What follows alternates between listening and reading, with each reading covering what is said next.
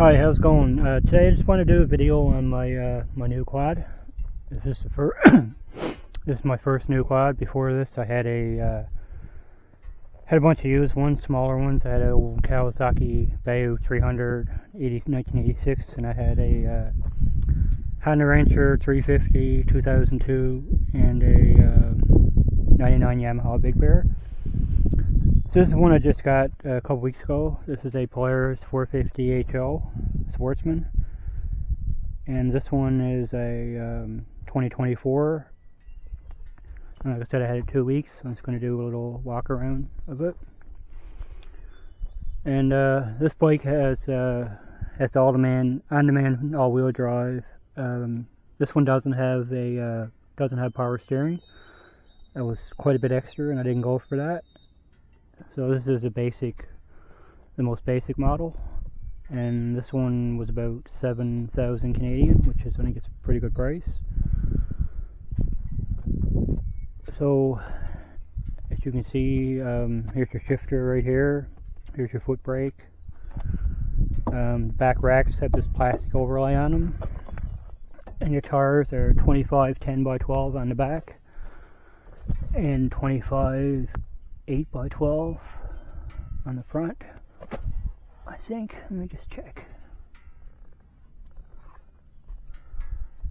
You don't even see it written there, but I'm pretty sure that's what it is.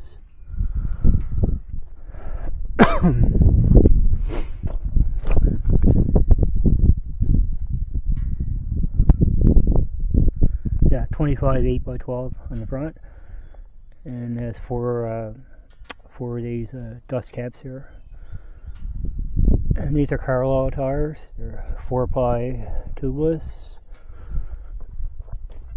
and same thing on the back, Carlisle 4-ply tubeless. So this one has the plastic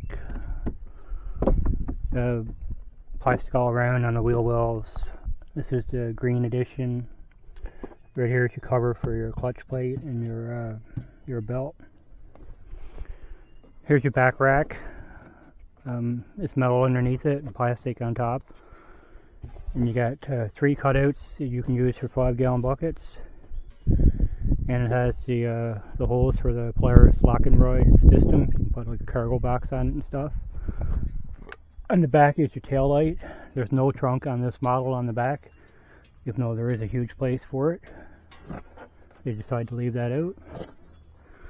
And like I said, this is actually a 500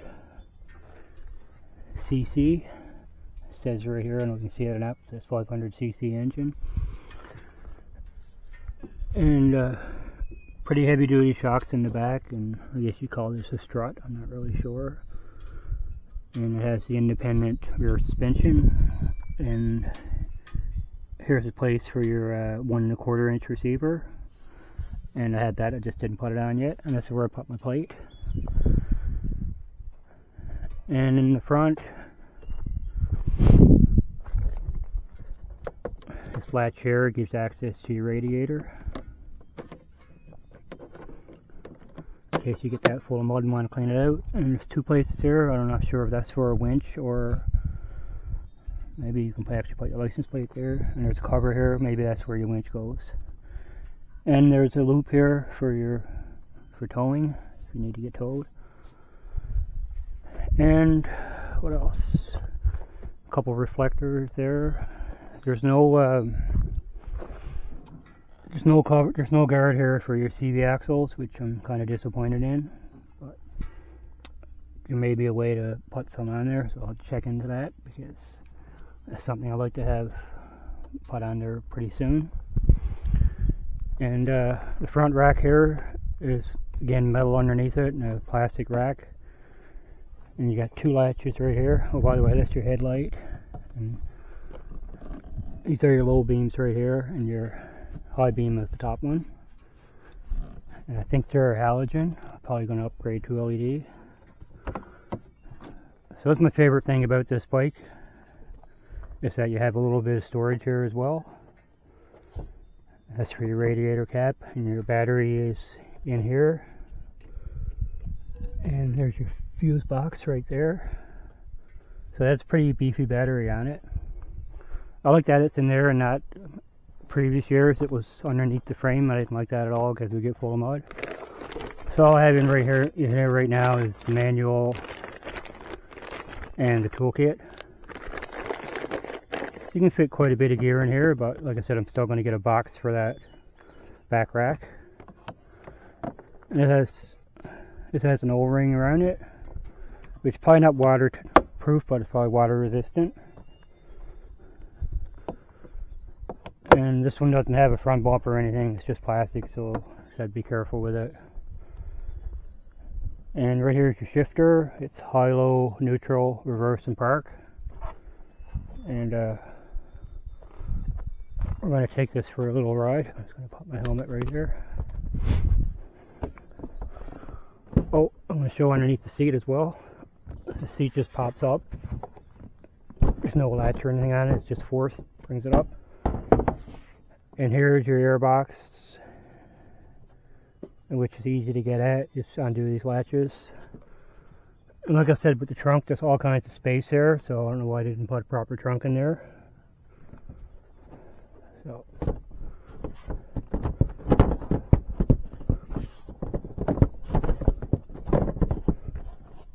put the seat back on.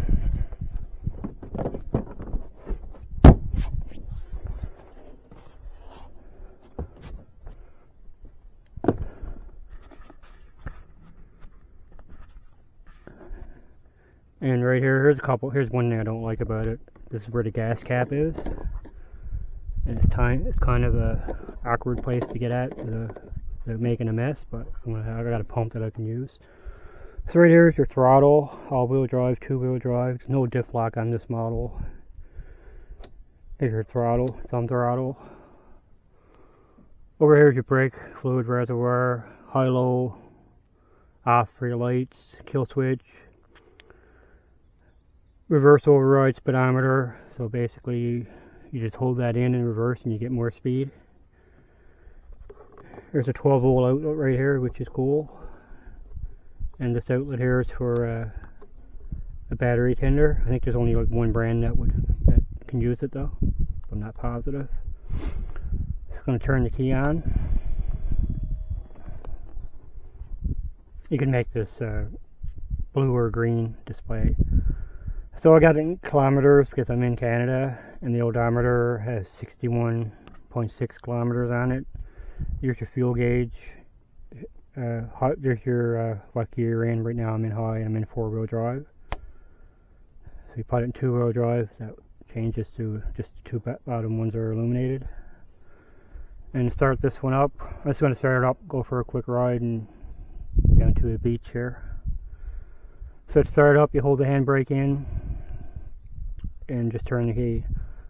And this bike has quite a bit of power, more power than I'm used to. It's not super powerful or super fast, but this bike is going to last me a long time because I'm not going to use this in any harsh conditions. It's not going to be mudding or any deep water or anything. It's going to be trail riding mostly. So let's start it up, and we'll go for a little spin here. We're in high, 2-wheel drive.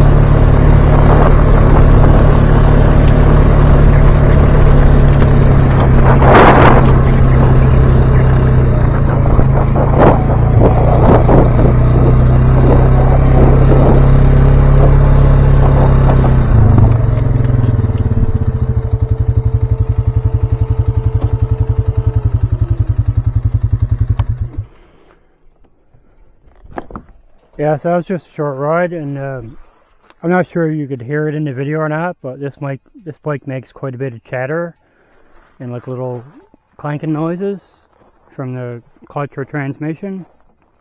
And I've had it back to the dealership, and they checked it out, and they say that there's nothing, they can't find anything wrong with it, and it's normal sound for these Polarises.